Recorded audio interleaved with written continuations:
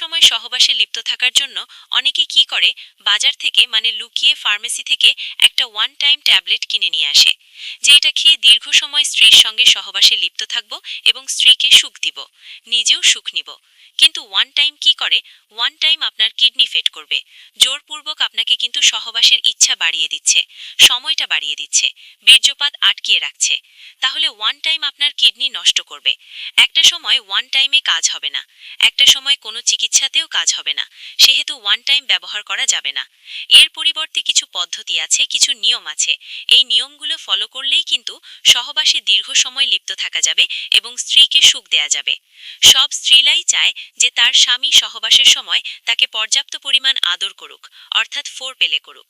তো আপনি যখন সহবাসে লিপ্ত হবেন, আপনি মনে করছেন যে আপনার দ্রুত বীর্যপাত হয়ে যায়, সেক্ষেত্রে আপনি প্রথমে স্ত্রীর কাছে গিয়ে সহবাসে লিপ্ত হতে চাইবেন না। এটাতে কি হবে, আপনার ইচ্ছাটা কিন্তু আছে, স্ত্রীর কিন্তু ইচ্ছা নেই। তখন আপনি সহবাসে গেলে 2-1 মিনিটের ভিতরে, 30-40 সেকেন্ডের ভিতরে আপনার বীর্যপাত হয়ে যাবে। আপনার যখন বীর্যপাত হবে, তখন কিন্তু আপনার স্ত্রীর ভিতরে উত্তেজনা আসা শুরু করবে, আর তখনই কিন্তু আপনার বীর্যপাত হয়ে গেল, স্ত্রীর কিন্তু কিছুই হলো না। সেক্ষেত্রে আপনি কি করবেন, সেক্ষেত্রে আপনি একটু টেকনিক অবলম্বন করবেন। আসলে এটা টেকনিক না, এটাই আসলে নিয়ম, যে সহবাসের পূর্বে অন্তত মহিলাদের 10 থেকে 15 মিনিট ফোর পেলে করতে হবে।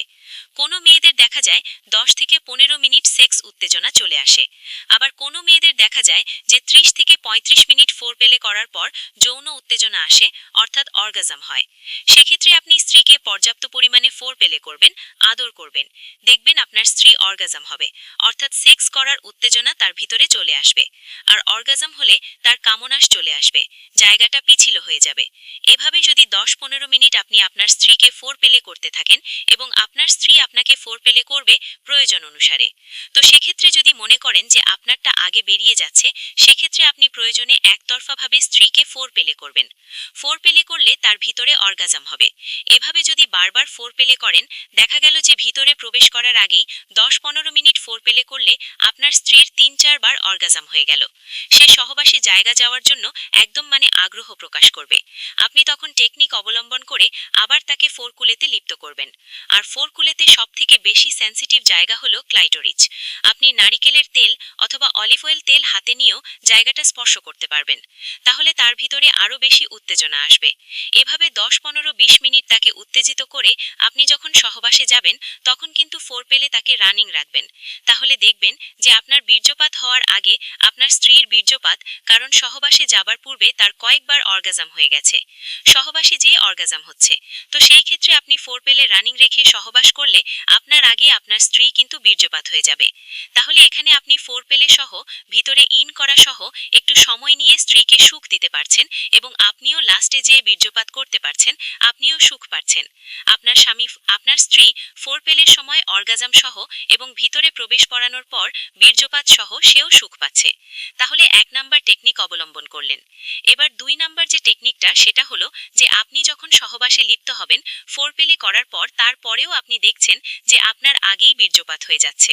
কিন্তু যখন বীর্যপাত হয়ে যাওয়ার উপক্রম হবে, তখন কিন্তু আপনি লিঙ্গ বের করে ফেললে কিন্তু ঠেকাতে পারবেন না, ভিতরে পড়ে যাবে, বাইরে এসে কিন্তু বীর্য বেরিয়ে যাবে। তা আপনাকে টেকনিক অবলম্বন করতে হবে, থেমে থেমে সহবাস করা। এটাকে স্টার্ট অ্যান্ড স্টপ থেরাপি বলা হয়।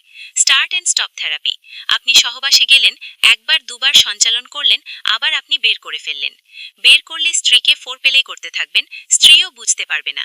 স্ত্রী ভাবে যে মনে এরকমই, স্ত্রীকে ফোর পেলে করলেন, একটু স্টপ থাকলেন, আবার ইন করলেন, আবার একবার সঞ্চালন করলেন, মনে হবে যে হয়তো বের হতে পারে। ঠিক সেই মুহূর্তে আবার আপনি বের করে ফেলবেন। স্ত্রীকে আবার তখন একটু ঠোঁটে চুম্বক দিলেন, কপালে দিলেন, স্ত্রীর মাথার ভিতর চুলে হাত দিলেন, গলায় স্পর্শ করলেন। এভাবে কয়েকবার ইন করলেন, বের করে ফেললেন। করলে দেখা যাবে যে আপনি 5-6 মিনিট, 10 মিনিট মতো কিন্তু এই টেকনিকটা অবলম্বন করতে পারছেন। এটাতে আপনার স্ত্রীও বুঝতে পারল না, আপনিও তাকে সুখ দিতে পারলেন এবং একই সঙ্গে প্রায় বীর্যপাত হয়ে গেল। এটা 2য় নাম্বার। 3য় নাম্বার হলো, আপনি দেখছেন যে সহবাস অর্গাজম করলে, সহবাসে গেলে আপনার দ্রুত বীর্যপাত হয়ে যাবে। তখন আপনি কি করবেন? তখন আপনি জেনে রাখবেন যে আপনার স্ত্রীর যে যোনিপথ, এই যোনিপথটা কিন্তু রাউন্ড থাকে। এভাবে রাউন্ড মানে ঘোরানো থাকে। নিচে কি থাকে? নিচে থাকে রেকটাম মলদার, দুপাশে রান থাকে, দুপাশে রান।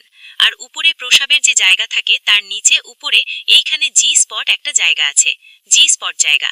এই জায়গাটায় লাগাতার ঘর্ষণ দিলে স্ত্রীর কিন্তু বীর্যপাত হয়। অনেক স্বামী যে স্ত্রীর বীর্যপাত হয় এটাই বুঝতে পারে না। আর স্ত্রীর বীর্যপাত কিন্তু প্রসাবের মতো হয়, পানির মতো বের হয়। তো আপনি যখন সহবাসে যাবেন, একটু টেকনিক অবলম্বন করে আপনার লিঙ্গটা নিচের দিকে ধাবে, অনেকে নিচের দিকে ধাবিত করে কিন্তু সহবাস করে। ধাবিত না করে এই এই পুরুষাঙ্গটা উপরের দিকে ধাবিত করবেন। কারণ এই উপরের দিকে এখানেই যদি বেটে মেয়ে হয় তাহলে 1.5 থেকে 2 ইঞ্চি ভিতরে থাকে জি স্পট জায়গা। আর যদি লম্বা মেয়ে হয় তো 2 থেকে 2.5 ইঞ্চি ভিতরে জি স্পট জায়গা থাকে।